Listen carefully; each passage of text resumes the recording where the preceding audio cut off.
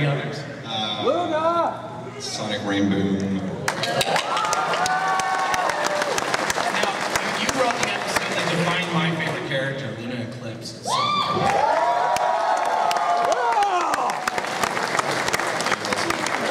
You got some fans in the audience.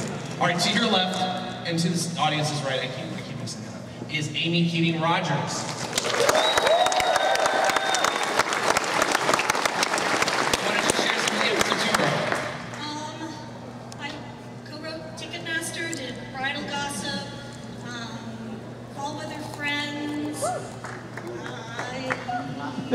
Dog and Pony Show. Everybody loves the Dog and Pony Show. That's because they're all whiners. The Best Night Ever, Cutie Pops, Last Roundup, Mystery, Alot Express, and wait, last one. You've got to leave some for Megan. Friend Indeed.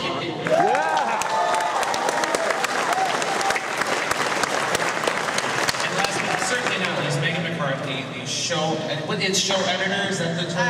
Story editor. Story editor. Story editor. That's why she has 2 names.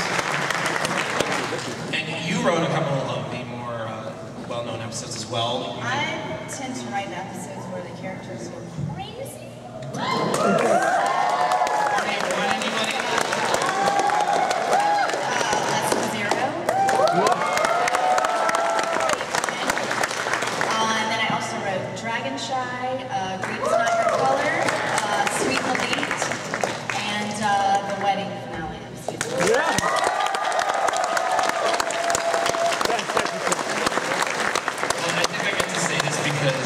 Hasbro has already released this. Yes. But you wrote the 2-part intro to season 3 as well. Yes. So,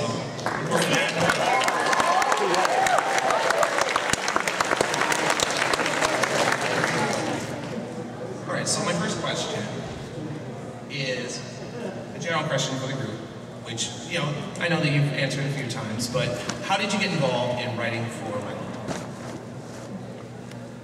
I'll go first. Or did you just trip into it? That happens sometimes. Lauren and I were friends back in college, only about 3 or 4 years ago. And so I worked with Craig on Powerpuff Girls, and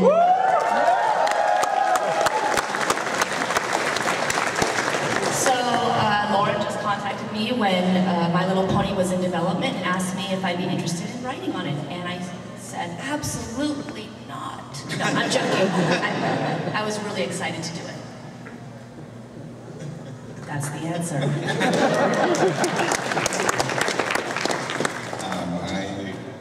I wrote 1 episode of Foster Son from Imaginary Friends. So that's how I met Lauren, and Robin Zetti, who was the story editor then. And I came on season 1 about halfway through. And I was not at all excited to work on the show. That's why I have my initials as my name. But now I love it.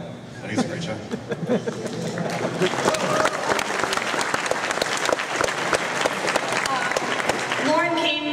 Lauren and I first met on Powerpuff Girls, and then she and I were at the Foster's rap party, because we both wrote on that as well, and she said, oh, I'm pitching this show, this new version of My Little Pony, and if it goes through, I'd love for you to write for it. And so I heard about it really early on, and then once it did get picked up and Hasbro said, yes, we want to make this, she gave me a call, and I got to start writing for it.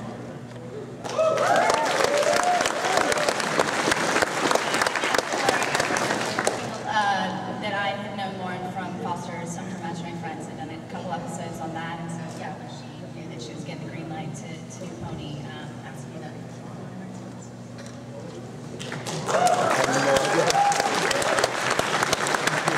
Something that we've talked about before at writers' panels and other conventions is the balance between the action-based episodes and the characterization-based episodes. And I know that, for example, Megan, as you admitted earlier, you tend to write the episodes where the characters go crazy, but you also have had your share of episodes where there's, you know, significant amount of action. For example, the Camelot wedding episodes.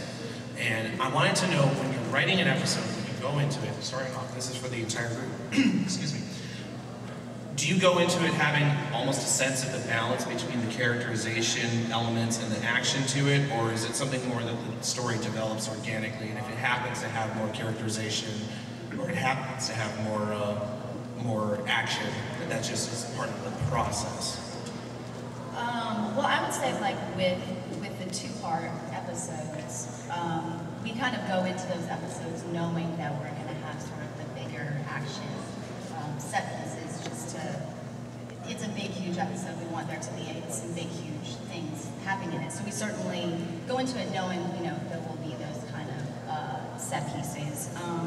And then with and I would also say though, we're not like, okay, this is going to be really plot driven and this is going to be a lot of action and the characters, whatever, they can do whatever, it doesn't matter.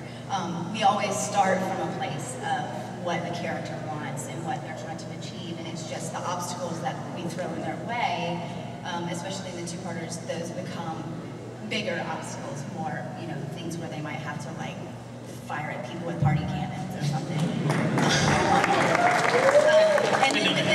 And then within the individual,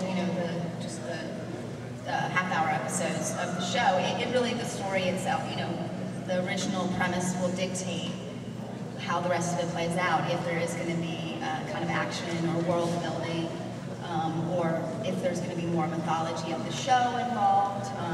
The show isn't serialized. We can't carry a plot from the beginning of the season to the end of the season the way like a lot of action shows would do, but we do try to expand the world and deepen the characters throughout the course of the season. So I don't know if that answers your question. No, it does, but it actually leads to another question I had, which is, as story editor, I wanted to know if you guys could maybe walk through for the audience a basic idea of how an episode is constructed, because I know from what we've discussed in the past that you guys have actually, a meeting, you have like a whole process for how these episodes are constructed, so I was wondering if you could kind of detail that for the audience. Sure, we usually start off the season where we'll have a writer's summit where we'll bring in the people that are gonna do episodes for that season, and everybody needs to come in with a couple of springboard, just little nugget of ideas, or if they come up with something that they really like and have a fuller story, come in and kind of pitch it to the group, and we'll put it up on a big whiteboard and write down all the ones that we really like, and then we'll kind of go through and pick out, okay, of those, which ones we really like, and try to flesh out a premise, which just basically gives what's the beginning, middle, and end of the story. It doesn't have to be super detailed at that point, but you have to have a very strong sense of who the character is, what they want, what's going to keep them getting what they want, and then how do they ultimately succeed in the end.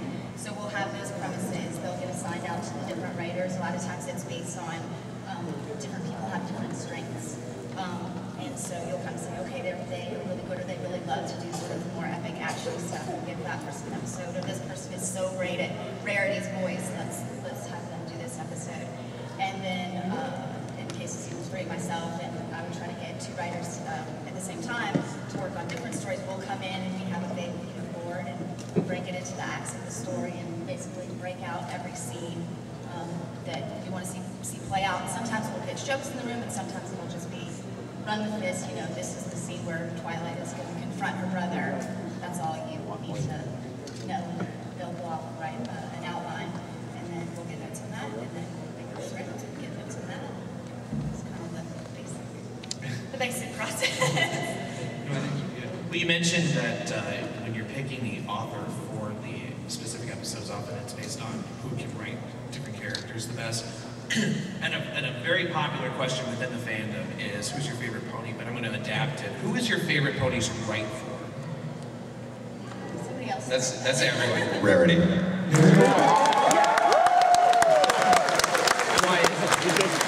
She gets to be, I love those characters who are so, self-inflated. Like, she's got heart to her, but she's also got a pretty big ego when she needs to, and you can get some good dialogue out of that. So she's my favorite to write. I love writing for Pinkie Pie.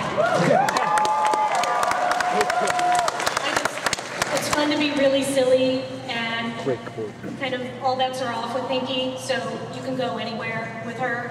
And my brain goes that way a lot of the time. So I get to kind of, things that I think of that are silly, often Pinky gets to say, so I get to, it's like this fulfillment. Do you have like a Pinky notebook you keep with you in case a silly thought pops in? Well, I should have an actual notebook, but I don't. But I have scraps of paper. There's an artist alley across the hall here that might carry those, I don't know. Yeah, I do have a, like, you know, a magnet pad on the fridge, and when I'm cooking, all of a sudden I'll think of things and I'll just scratch it down, and I have used that for Pinky a lot, actually. I think my favorite is Rainbow Dash.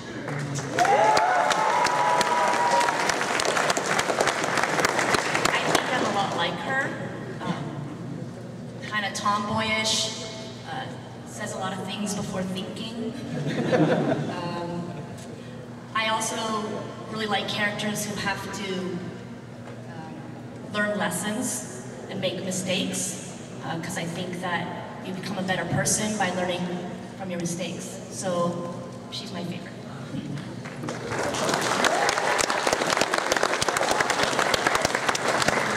I don't know if I have a favorite one, because I feel like they all just have something interesting about their personalities that it's always fun to explore. I like writing for Twilight because I think she's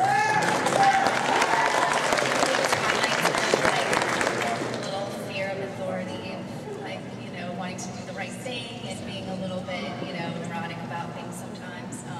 So I think that her voice is probably easier for me to find because I'm just like, what would I do? I would go crazy and freak out. That's my deadline. So yeah. Well, and M.A. Larson here, you helped define in one episode my favorite character, and you helped define her voice, and that's Luna. And so I wanted to know if you could describe for the audience how you came up with Luna's personality, because I know that you went through some revisions in that, and how you came up with her spoken style, and the royal Canterlot voice and all that. Yeah, I went back to season 1. Like, I gotta hear this character's voice. So I watched the pilot again, and she spoke 6 words or something. That's more than vinyl scratch. But Lauren had an idea when I went for that story meeting, based on a character from Parks and Rec. I don't really know, but I watched a few of them, and the character was very funny. I can't remember her name. Does anybody watch that show? It's all great. It's all great fun. Yes. And so I actually wrote an entire draft with that version of Luna, which worked really well. It sort of pretty much the same thing happened. It was just, and she was coming from the same place. This sort of, you know, I'm back from exile and I don't know how to fit in kind of thing. But I can't even remember how it got changed to more. You know, it's more like she's been gone. She doesn't know that society has evolved since she's been gone, so she should be, you know, still speaking in these like archaic ways and things like that. So it just sort of evolved into that. Late. That's the episode I rewrote most out of all the ones we did. Was the major character change. Well, I think you did a pretty good job with it. You guys agree?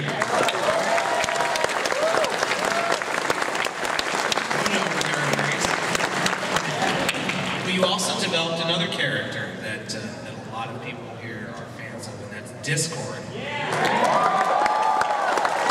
think it's interesting when we talked about this, when you described how you came up with Discord, the process for writing the character, you based it off of John Delancey even before they knew John Delancey was going to voice Discord. Yeah, the whole thing was written and done, and that's when, because we'd obviously talked about John Delancey, and that's when we were talking about, you know, maybe we could get him to do the voice. It was long after it was all written.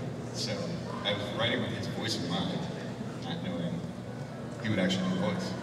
So that worked. Is that what you asked? I think so.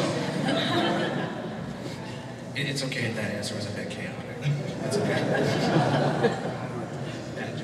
Well, a question for the group as well. When you're writing these episodes, when you go into it, you know, My Little Pony: Friendship is Magic is known for teaching moral stories. You know, each episode, for example, Return to Harmony episode is all about, you know, remembering the power of friendship. And you look at, like, for example, Rush Off being able to deal with, you know, how to deal with somebody antagonistic like that, and, you know, being loyal to your friends, etc. When you go into the writing process for an episode, do you have a moral in mind before you even start writing the script, or is that something that develops from the script? No, yeah, we have to have the moral. If that's something that you figure out in the story meeting, and sometimes we would get to the end and go, oh, what is the moral in this one?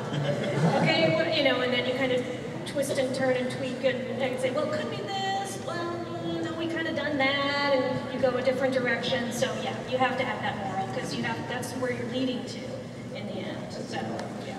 Well, and I like that M.A. Larson, he wrote Super Tiger Speedy 6000.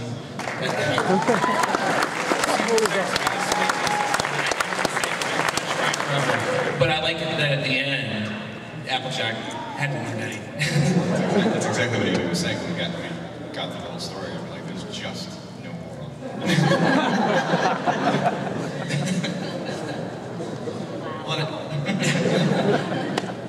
And I think that's kind of one of the, well, and overall though with the show, that's one of the strengths. I think it's one of the reasons why you see a fan base like this is that it has, you know, kind of those universal morals that kind of resonate through the entire script. And I would say that's why I feel like we like writing for the show. Is so much of the stuff that's out there is very cynical, and as a writer, you have to be in that kind of mindset when you're writing something that's cynical. I mean, you have to be in that place. At least I feel like, you know, or you get taken to that place when you're writing something that's very cynical. So to get the opportunity to write something that you feel good while you're writing it, and you know that at the end it actually has a value beyond just being like entertainment, that it can actually, you know, be a positive thing out in the world. And I feel like I've talked to these guys and other writers on the show that that's part of why we like writing it. Is it makes us feel good, and it makes us feel like we're really contributing. Yeah, going to Equestria, in my mind, is just, it's a wonderful place to go and visit and get to hang out there and have these ponies who all love each other and get along, and yeah, they have flaws and they, you know, have issues and things, but it's a very nice place to go, and I'm glad I couldn't write for CSI. Like, you know, that wouldn't work well for me. You could, but yeah. I would love to read one of your Well, you almost did with Mystery on the Friendship Express. That's about as mysterious as I can get. Somebody mutilating a cake. That's it. Well, my last question for you guys before we go to Q&A here really quick. So actually, I don't know maybe where we want to line them up, maybe on the side over here, but if you guys have questions for the writers, again, remember, they can't talk about season 3. We know it's happening. Can we confirm that there are ponies in season 3? I can either confirm or deny it. Yes, there are lots of ponies. The rumor I've heard is that the show will continue to be in color. I will continue to be in color. It will be animated, I think? Yes. Okay. Yes. Okay. So we got that covered. But, so if you guys can line up. It's going to be really good. And remember, just if you have questions, but while you guys are lining up, one last question for the panelists here, which is there an inside reference on one of your episodes that most people have not noticed? I'm looking at Emmy Larson right now because I know he's got one, but they have not noticed that you would like to reveal to the public right now? Something that you were able to work into the script that maybe referenced something that people wouldn't have caught? Because of course the show is laden with references. Or alternative. I'm just gonna say that I'm really bad at that. So I have surprisingly found that the storyboard artists put those in. So I'd like to give them credit. If any inside references in any of the episodes I wrote you thought I did, thank you. Well, actually, I know that Sibsy and Raven are here somewhere. I don't know if they're in this room, but they're in this convention, so hi guys, wherever you are. But I know that you got at least one. It's a reference that probably nobody even knows what I'm referencing, but in Swarm of the Century, the Twilight's walking through the town at the beginning and then putting up the banner, and it says, welcome to Princess Celeste. It's a reference to my all-time favorite movie, which is The Commitments. They had a banner that said heroin kills, but they spelled it with an E, so like... Yeah. Only for me, because nobody's seen The Commitments. I think people have figured out most of my references. I Love Lucy, maybe? Yeah, the I Love Lucy one is a pretty big, blatant one in last roundup when they're doing the cherry sorting. But then there are ones, as Cindy noted, that the storyboard artists put in, like when the Cutie Mark Crusaders go bowling, you see the Big Lebowski ponies. I did not put that in there, and I'm so glad they did because it's hilarious. Because I also wrote the Foster's episode where they go bowling, and those characters are also in there, so it's just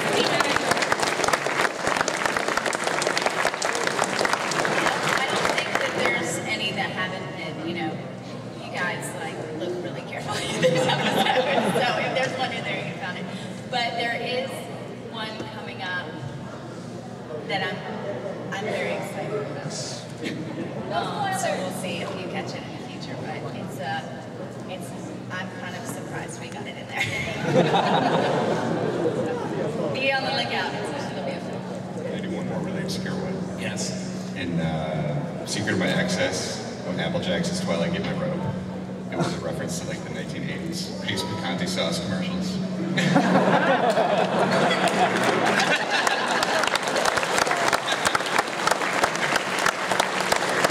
Okay, well, we got a few minutes for Q&A, so let's get to it while we got time. Hi. First of all, Amy, don't regret it. okay. My question is, if you could have any celebrity as a guest voice actor or actress on your show, who would you want?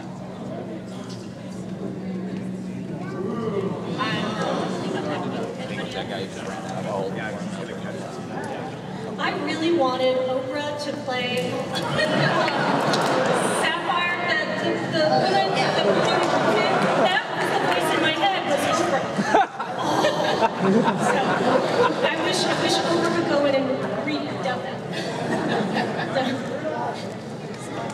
James Earl Jones. That's fine. James Earl Jones would be the voice. Oh yeah, that would be. Yeah. Hi, I was just wondering on the royal hierarchy, like there's Princess Luna and Princess Celestia, and I was just wondering, is there a king or queen around keeping them from being the queens of Equestria, or just because it's pretty new?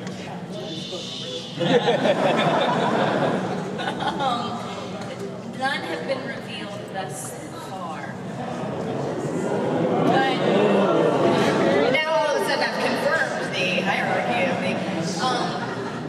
None have, we haven't seen none on the show, but we're constantly building in this.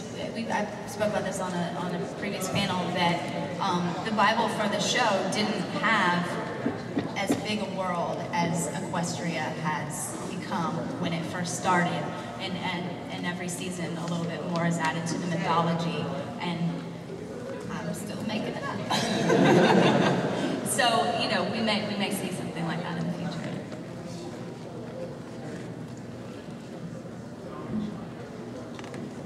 Hi. So what exactly is the process of writing the show? Is there like a big room where all the writers get together and they just have fun with it? Or is it, somebody secluded in the corner of their bedroom writing in a notebook? Both. Yeah. Sometimes with pajamas. Sometimes. Yeah.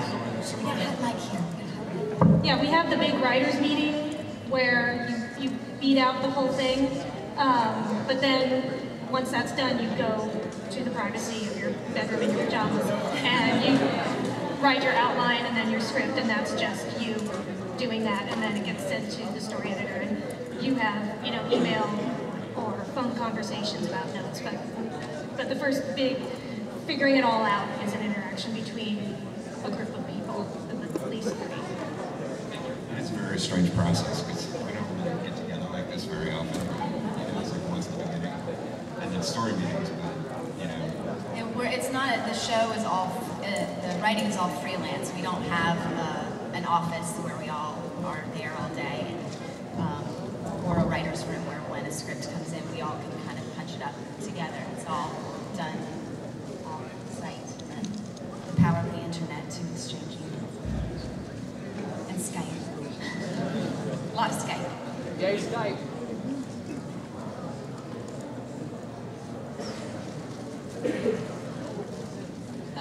How and who created the character Daring Do? Oh, Who created Daring Do? Daring Do. Yeah, it's Daring Do. Oh, that's me.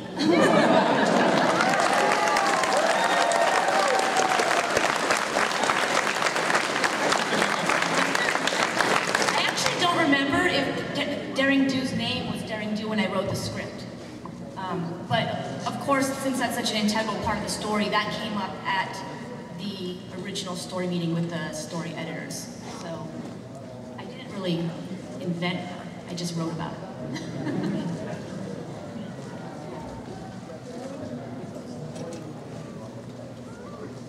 Hi, Rommel.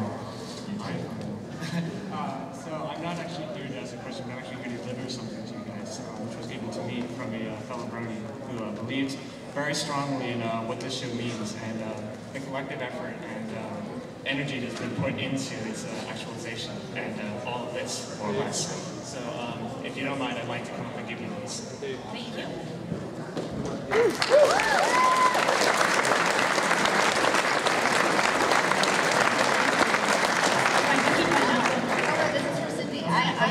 I got one of these before and I brought it with me because I was told it would be a good thing to write my con experiences in, and so I brought it with me to this one.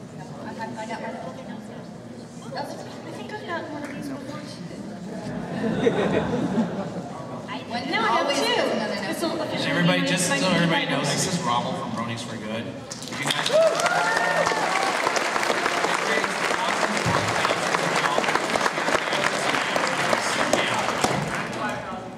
yeah, a lot of money for charity.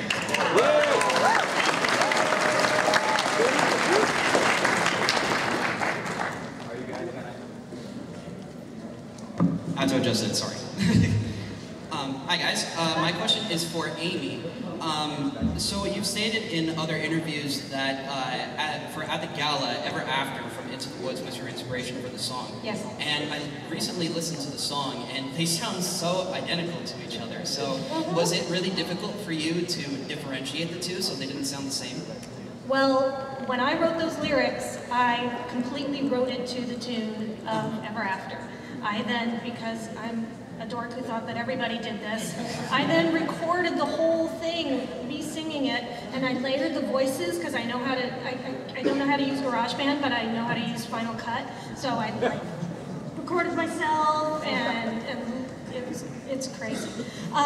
So it was this big epic thing, and I don't think it ever got heard by anybody, and that's probably okay.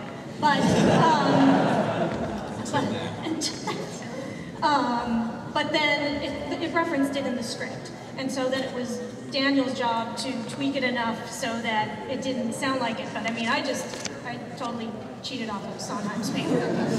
You know, steal from the best. Okay, well thank you.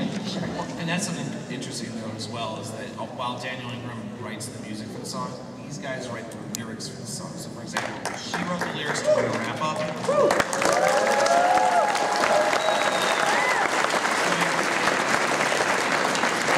And for more information on that interplay, go and find the video from Caroline Gardens where we talked to Daniel as well. Yeah. Have you guys ever wanted to do more with the more fan-driven characters such as Dr. Hooves or Lyra?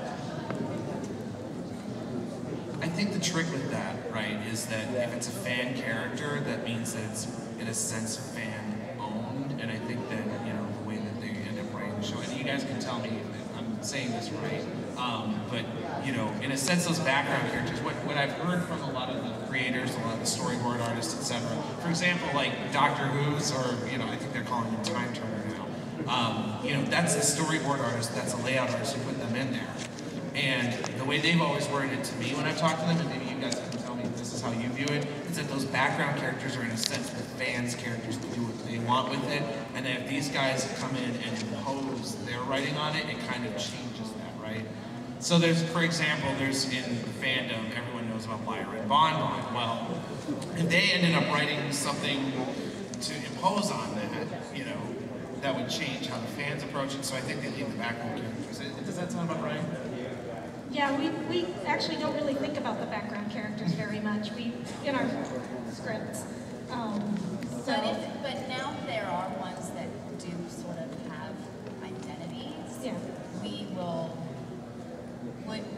will sort of mention, they won't, maybe they won't have lines or whatever, but like say there's a party and there needs to be a DJ at the party. There's a particular DJ that will probably play that party. And it's funny because the background characters, you know, we gave them different names. In the scene in Applebuck season, there's, you know, when the cows are running through and ponies are fainting, I had different names than I think what you guys came up with, and that's fine. I just needed to name them something as they're fainting and, you know, freaking out. So, you know, that you guys then give them a different identity and they live those lives. That's really awesome. I'm going to ask the question everyone in the room is thinking. Do you remember any of those names that you originally named them? They were all flowers, is what I'm remembering. They still are. Are they still flowers? Okay, that's what I'm not, you know, I didn't know whether those names stuck or what happened, so. Thank you. Just want to congratulate you guys on the work you guys have done. Thank you. And I have a question. You guys got the voice actress Tara Strong to work on the show, and she's considered to be one of the best voice actresses currently. Is there any plans possibly to, I was thinking maybe pair up Tara Strong with maybe like Stephen J. Plum, or possibly like you know, to like one episode? Just. Do you mean like in a future episode? Yeah, well, I can't ask about future episodes, but I'm asking, was there ever any, did you guys ever try and get Stephen J. Blum on the show? Or I don't know who that is. It's okay. I want to know who this is. He's played like every character ever on any anime. Most of the, well, all of the voice casting, with the exception of Tara, happens in Vancouver. Because the production of the show, actually, the writing all takes place in LA, but the production all takes place in Vancouver. So the pool of talent that they pull from the show for the show is primarily comes from there. So it would, but if there is a character that we were like, this is the guy who has to do this voice, then we would try to fight for, you know, so. Like Oprah. Like Oprah, for instance. We're gonna fight for.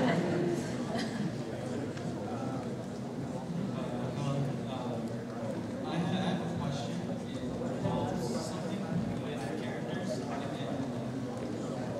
You guys make characters like Applejack and Rainbow Dash, you make them all so unique. And I'm working with friends to make something like your show. You know how Lauren Fox started the show? You know, we're going to do something similar. We're going to make a show too. And hopefully you'll see it someday in future years. And I was wondering, how do you make such in-depth characters involving like individuality? What makes them specifically?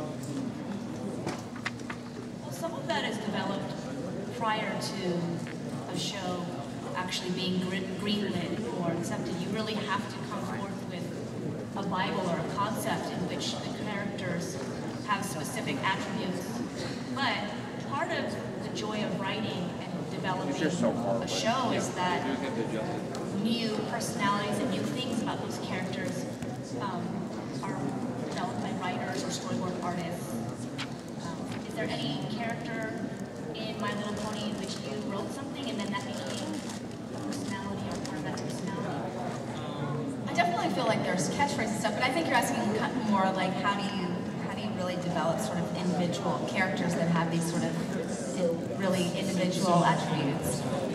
And I think, I mean, what's so great about the show, and all credit to Lauren, is that she really did create these characters with very distinct personalities. And I think you have to find, you know, if you had to boil a character down to one thing, what would that one thing be? And then what is their biggest flaw? What do they want the most, and what's their biggest flaw? And trying to make the characters that you're doing within one show all different in that way. But you want to have that one identifiable thing when somebody sees it, they go, I know how they would react if you gave them a puppy. And you could do that with any of the characters on this show. If you gave Applejack a puppy, here's what she would do. If you gave Rainbow Dash a puppy, here's what she would do. You know, and they would all be very different with that puppy. But it's something simple like that. Take a very simple situation like that and say, how would my character react differently to that? You know, I think another element of depth is you look at what happens in between the episodes, you know, and the different pairings. Like Rainbow Dash and Fluttershy knew each other before the others. They grew up together. Or Applejack and Rainbow Dash have kind of similar personalities. Rivalry, you know, if you look at how they pair up with each other, that reveals something about them too. Kind of like a bit of a personality in a way, because they're both very determined and both have a very determined nature, except that Applejack's is, the difference is that she's more cautious than Rainbow Dash, whereas Rainbow Dash is more reckless. right, so even within that character, you can have a trait that seems very similar with the way they behave or the way they showcase that trait. Well, you can also do it with opposites too, like there was the sleepover episode. The two characters are completely opposite together and see what happens. An Applejack can make it good, you're not going to be good. Well, and you know, I've said in other conventions as well, Emmy Larson, that you view the show in the sense that you write it like a sitcom. That's how sitcoms really are developed. It's that, you know, you take these two different characters and you put them with each other and you imagine the reaction. Yeah. But we're running a little bit low on time, so we probably got time for maybe one or two more questions. But I'll say really quickly, if you have a question and you didn't get a chance to ask it, we're all on Twitter. Well, I'm gonna go ahead and speak for them, but we're all on Twitter, and if you didn't get a chance to, and you can put your question in 140 characters or less, then tweet it to me and I'll try to answer back to you, because I know, you know, we all. I should also mention that there is another writers panel tomorrow, so there will be more time for Q&A.